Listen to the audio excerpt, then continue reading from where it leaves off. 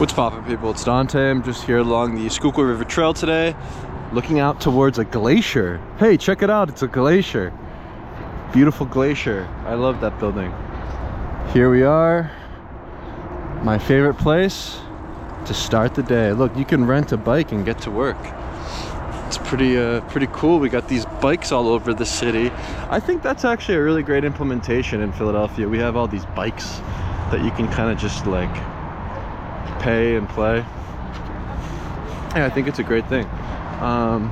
Man, it's pretty cold. Let's let's put the gloves on. Oh, it is cold this morning. So I have the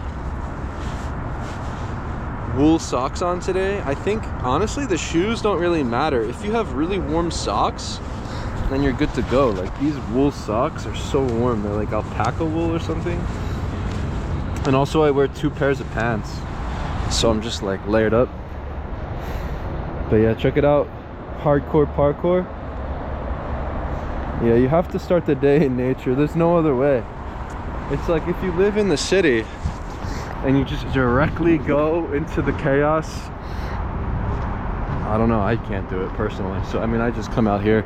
I feel like I think of William Penn a lot, you know, being a Philadelphian. It's like William Penn sitting on top of our city hall, laid out the city in a particular way to embrace both the nature, the country, right, the grass, right? They say touch grass. Yeah, I think we got to do that more. I think we got to touch grass more. Just watch out for the holes. And hey, she's getting a good photo. And we have the same idea. Photograph that reflective surface, you know, that beautiful still water. But yeah, William Penn, with the man with the plan, laid out the grid system, laid out the different various parks throughout the city. And honestly, without these green spaces in the city of Philadelphia, I wouldn't feel the balance and harmony, you know, like just watching those geese fly by in the distance and seeing that beautiful architecture of the Philadelphia Museum of Art. I mean, it's so inspiring to be surrounded by trees and beautiful architecture, and Philadelphia provides that for me. You know what's one interesting thing? I always photograph this statue from this direction. Can you photograph it from the back? I've never looked at it from the back, honestly.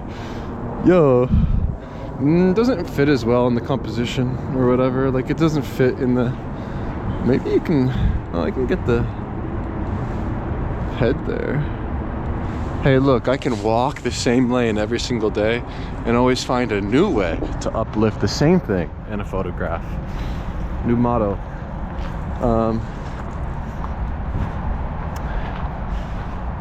I mean, truly though, there's something to be said about this, embracing the mundane, photography, whatever. It's like you can go out there and photograph in the same location endlessly and always find new ways to play, right? Where I can treat this as my new balance training device, this big log.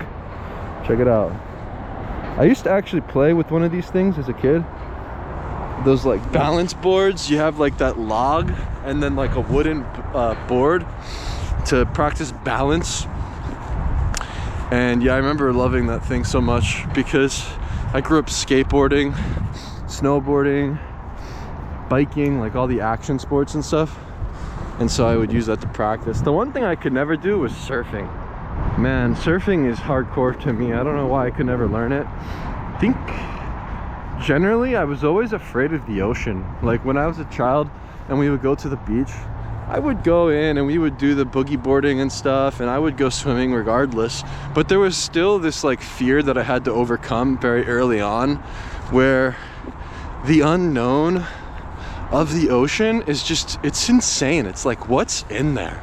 You know, like I remember the first time I saw a jellyfish, and like one of my friends, like Eddie, he got stung. Like someone got stung by a jellyfish, and I was like, fuck that. You know, like I'm never going in. Or maybe I got bit by a crab, and I was like, ooh, that pinched, I'm never going in. You know, and I would just be like the beach bum, just like laying back. And I actually preferred to like hang out in the sand that was extremely warm and like super cozy and hot by the entrance of the beach itself when you get off the stairs. And one funny thing I would do as a kid, I would run into the ocean and just like, you know, be wet, whatever, and then I would run back to the really hot sand and get super sandy and dirty and be super warm in that blanket of hot sand. And then it would force myself to go back into the ocean to clean myself off. And I would just do that like constantly. And so why does this matter? I don't know. You know, what's funny is like, that's kind of what I do now. You know, like now when I'm bathing, I'll take really cold showers and then do a really hot bath or a really hot shower. Like the sort of balance between the two seems to be really blissful, really nice. And it just wakes me up and fills my body with power. Power, not energy. Let's think power. That's what we seek. Yeah, so when I do the cold shower in the morning, I just turn the hot shower on right after, and it just feels nice. It's like the balance between the two. There's something in there. But the fear of the ocean and the fear of the unknown, I think we must overcome generally as a society. Like the other day I was speaking to somebody and they were talking about how they don't even want to walk, like they're afraid to walk on this trail. It's like, this is the safest place, but I guess because you're kind of secluded, like you never know who's out there, you know, talking about the fear of being mugged or whatever. And it's like, I genuinely think that all of this news and information constantly being shared on your television screen or your phone screen or whatever screen is causing mass hysteria and fear in the general population. That's just an observation, even just through speaking with people. It's like, if you're a Philadelphian, you gotta like, I don't know what to say. It's like being born and raised here, you're kind of just, you become just accustomed to insanity and craziness. And maybe certain people are just not built to live in cities. Maybe there's something to be said there. It's like, you gotta kind of, I don't know what the solution is. My only solution is, yeah, just stop watching the news. It's like, create your own reality. I don't know. I think that's much more, like, that's the only solution I can think of. It's like, to just not look at it. It's like, stop looking at it. Just go out. You know, stop staying inside. And then slowly but surely you'll overcome your fears. Similarly to me, you know, inching my way into the water and going further and further into the deep end. I think we similarly have to do that. Maybe COVID, that sort of 2-year period, set a shock of fear that's still trickling and hard to overcome. I mean, look, there's periods where I go outside and I hear the craziness right away. I'll hear people just screaming, just like randomly screaming. I think this one woman's been just like in a nonstop cycle of screaming bloody murder, just like at the top of her lungs for the past couple of months, maybe a year now. And yeah, she's still out there. You'll hear her coming from like the alleys and random corners and streets. It's like, what the hell? And I kind of get why people would have fear, and I understand, I guess, but yeah, I don't know. I think the real problem is the drug problem. So what do? We abstain. No drugs, no alcohol. It's not cool anymore. It's not cool to go to an electronic dance music festival and gyrate yourself to mind-numbing music on Molly. Is that the thing that they do there? Probably. Check out the rain garden. There is more to the landscaping on this hill that meets the eye. Native plants, carefully designed contours, and porous materials all work together to absorb and retain stormwater. This rain garden helps to prevent erosion and flooding during storms, which protects the river and the neighborhood from damage. This beautiful green buffer along the riverfront also creates a home for urban wildlife, like turtles and rabbits. Oh man, actually, I've seen some turtles. The flowers provide pollen for important pollinators like butterflies and honeybees, and it is perfect riverfront resting spot for migrating birds in the spring and fall. That's cool. Hey, check it out. It's the rain garden. So this is the Zen temple. This is the Zen outdoor temple where you can watch the rain trickle down the black wall. Yeah, I like it. It's kind of cool. Just wait for spring and we'll update on the flowers here. Yeah, I think you gotta kind of just carve your own path. Like, we need to become more individuals, kind of stop with the group think and all the sort of group ideologies. Even within photography, it's like I could make my whole identity about photography and just chat about photography endlessly. And to be honest, that would just be really fucking boring. Look, I actually haven't walked up this way. I usually walk down there. This is a cool path too. Yeah, there's something about an elevated view, right? Like, look, this is actually a new perspective. But yeah, my theory is 75% of photographers, they're just interested in cameras, you know. like genuinely, I think 75% just like the cameras, like trying different cameras and all the little gadgets and things, and then 25% of people are just lusting for life itself and the subject that's outside of the window, you know. It's like, yeah, like photography, it's just the excuse, it's just the thing that gets you out the door. Like, what are these? There's probably seeds inside. It's so frozen, I can't open it. It's so cold. Hey, there they are. Check it out. The seeds are inside. All right, now let's do a taste test. No. Hey, look, there's another trailhead thingy. Let's see. From trash to treasure. Ooh, this is gonna be a good one. Sewers coming from all over the city emptied into the Schuylkill below the Fairmount Dam. By 1913, there was not enough water in the river to carry away the large amounts of sewage and trash, so it rotted in place. The resulting stench made life difficult for those nearby. Ew. In the 1920s, civic groups demanded more attractive public spaces, including riverbank enhancement projects below the Fairmount Dam. While some attempts were made to improve the banks of the tidal Schuylkill in the mid-1900s, riverfront greenway development did not begin in earnest until the 1990s with the creation of Schuylkill banks. Okay. So where's the dam?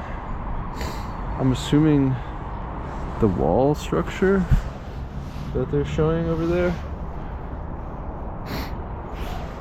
This 1940s view shows how trash from the city was brought to dump wharves near here, shoveled onto barges and taken down river to be burned. Over the years, other wharves near here handled manure, dirt, and ash. Okay. Yeah, so the other side. Yeah, it's interesting. Yeah. We don't want the sewers entering the river. So what is this word? Wharves? Wharves meaning? It says waves. Sometimes the voice dictation's not good.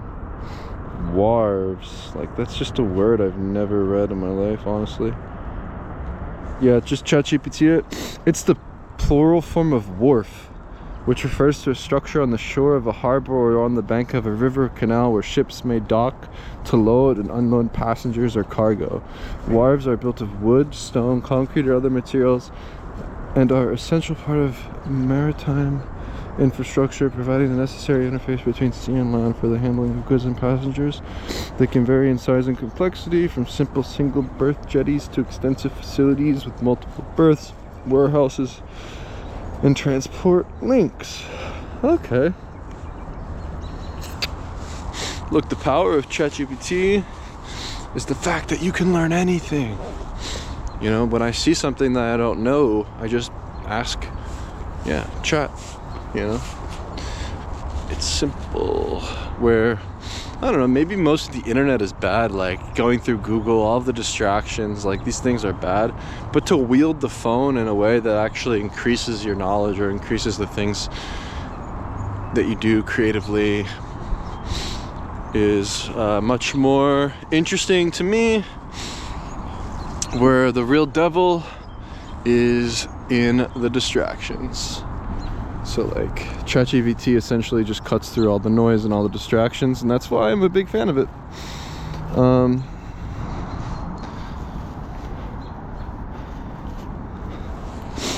Yeah, I think like all the mindless consumption of just information, news, entertainment is generally bad. Like even just having the phone on me, it's like I could have read that word and just used the context clues by reading the sentences back and forth, and like, you know, just like learning what the word meant that way without the aid of a phone. But there's something to be said about it. I think it's a good tool to use. And like, for instance, actually, so this is a fun experiment I did yesterday, just discussing my sort of street photography philosophy. Made a video titled The Art of Street Photography, just thinking out loud and just speaking to my GoPro Mini, where this past year I've been using my GoPro Mini just as a way for me to explore my thoughts and use it kind of like writing, like visual audio writing tool. Geese. A single goose. Hey, that's the Wawa bird. Go get your hoagie. Go get your Philadelphia hoagie and remind yourself of that goose. Remind yourself of that goose when you're wearing the Canada Goose, and thank him for the feathers.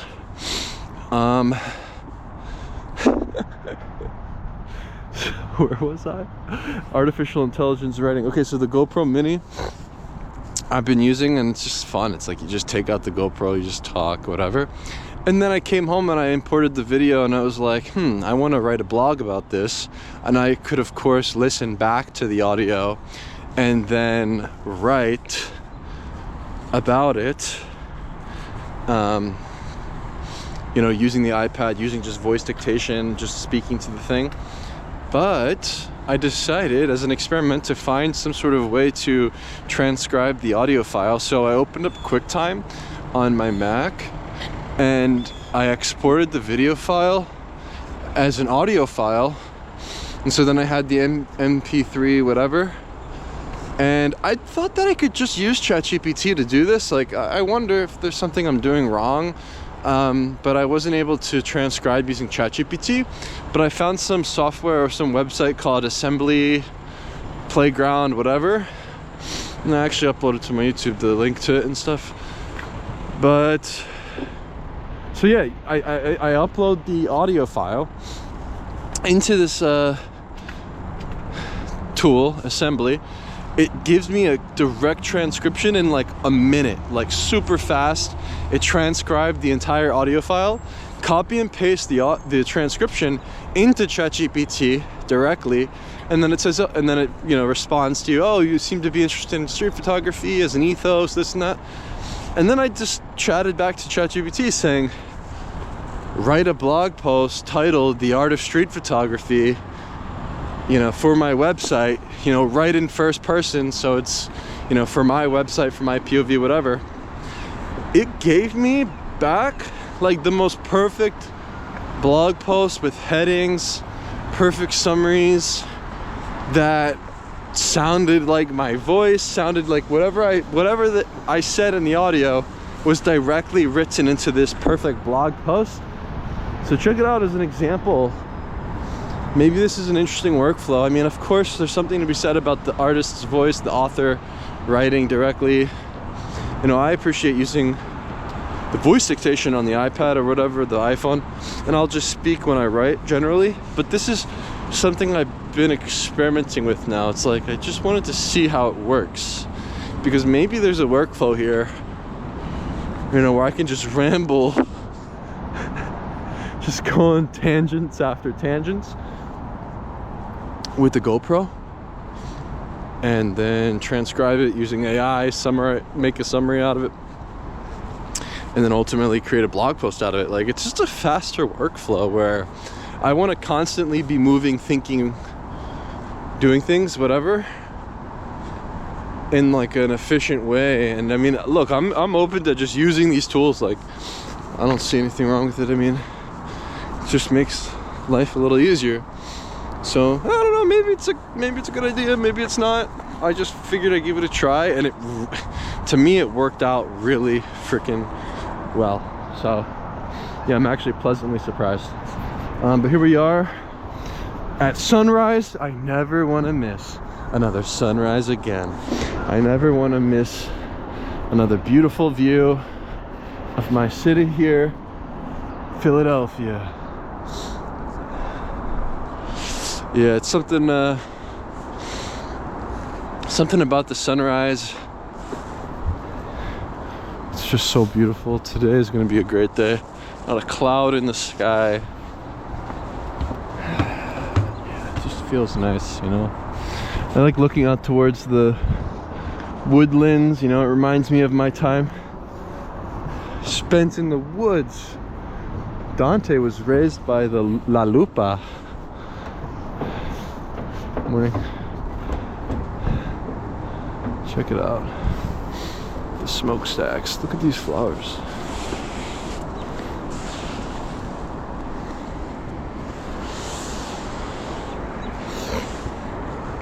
So,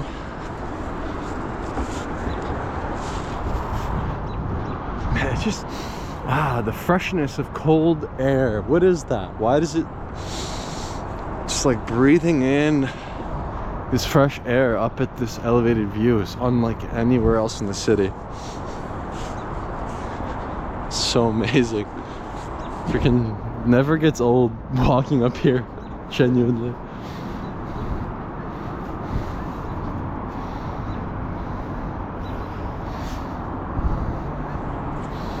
All right. Create your own Rocky movie. Da-da-da. Da-da-da. Da-da-da. Da-da-da.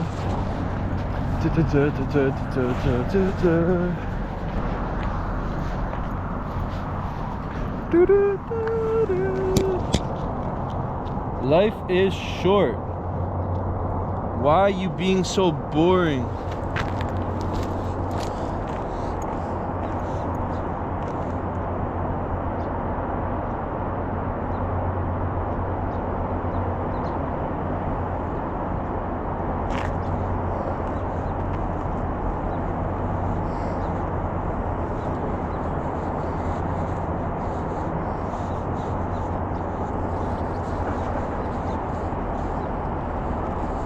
Let's get a closer view. Check it out. Big pockets, big kendama. Alright. Let's see. Is this the new kendama spot? I think this is the new epic kendama spot. Like, just check out this awesome spot to start the day with some meditatio. Meditatio.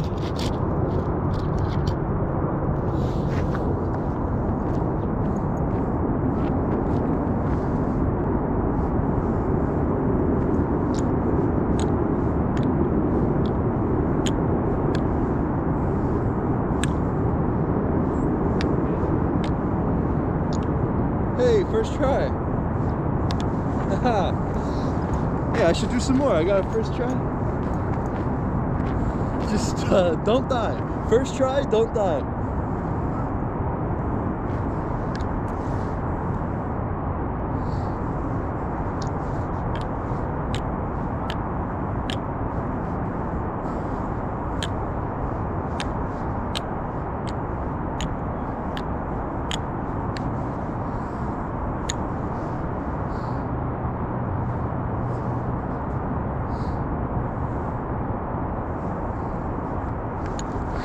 Well, I gotta bring like the POV head mount to this spot and do a POV. That'd be so cool. 'Cause it's such an epic view, actually. This is where I should do next time. Bring a POV.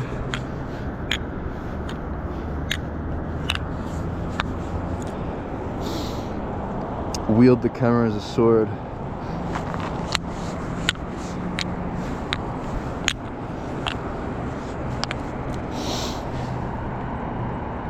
Reset, reset.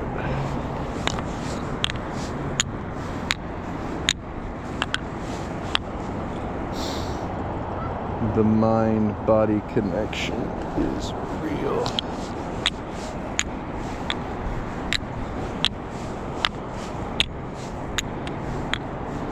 This is it. Oh, in and out.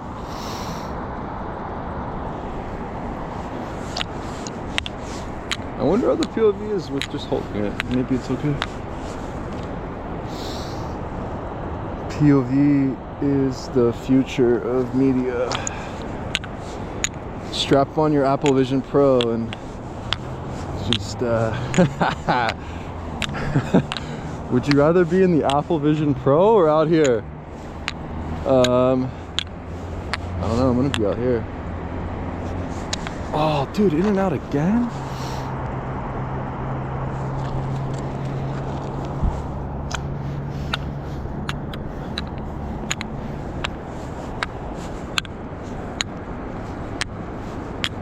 Sloppy. This is actually a good leg workout too. Bending your legs up and down. It's like feeling a burn. No pain, no gain. When I used to play street ball basketball at the park, or basketball practice, what did we say? No blood, no foul. No blood, no foul.